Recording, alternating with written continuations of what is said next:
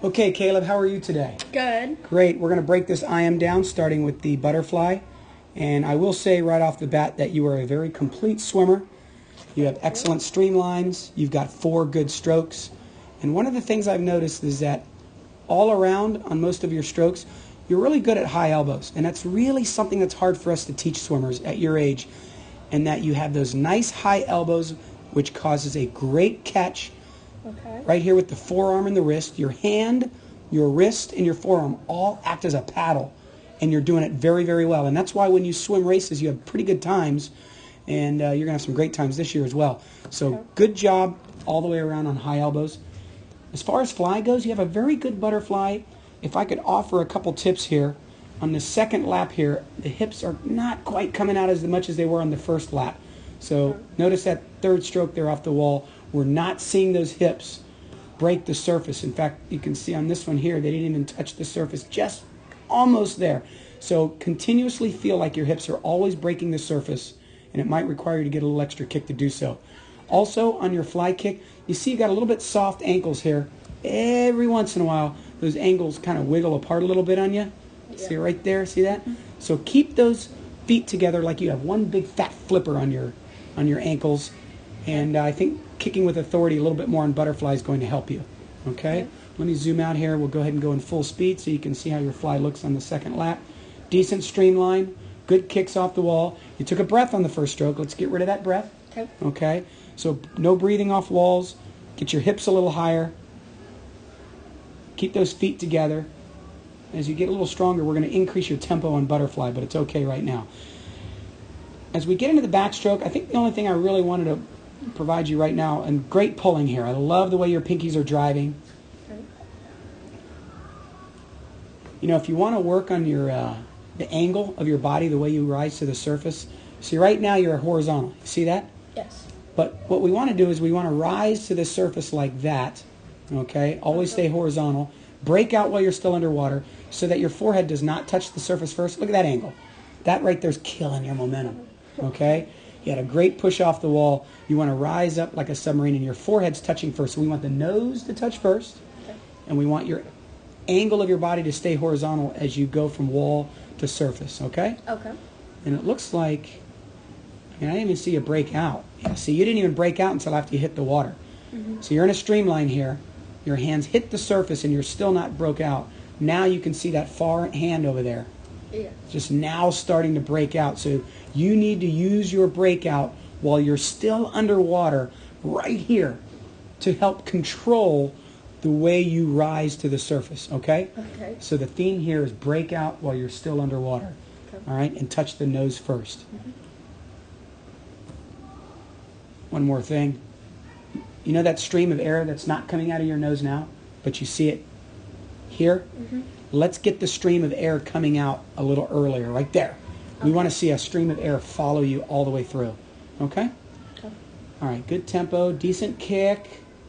Head position's okay. I know you had a big habit last year where you used to turn your head into the water on all your backstrokes.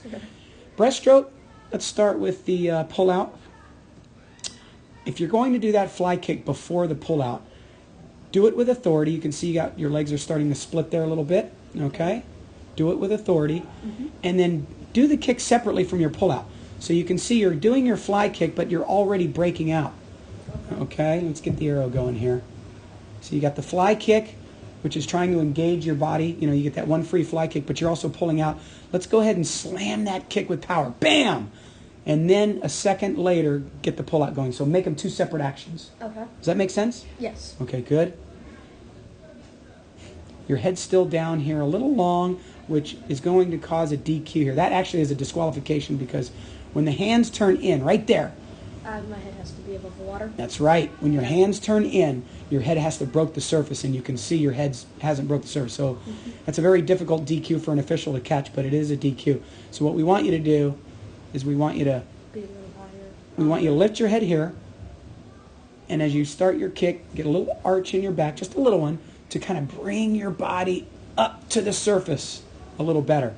All right, because you're a little deep here, and as a result, you lose about a second to come up, and of course, you got that DQ. What I really like about your stroke is your elbows are somewhat high, and you're striking the gutter straight. We have a lot of your teammates, as we saw in their videos, they were striking down in this direction, but you can see your elbows and your hands are going right for that gutter on every stroke, and that's excellent. And you get into a nice number 11 after each stroke. So here we go with that pull out. So you're starting that pull out a little premature. Legs are a little soft, just like we saw on fly. Okay. See that right here? Yeah. See that? See that? Mm-hmm. All right, got to tighten up your body. Okay. Good body position, though, after you get into your body line. Freestyle.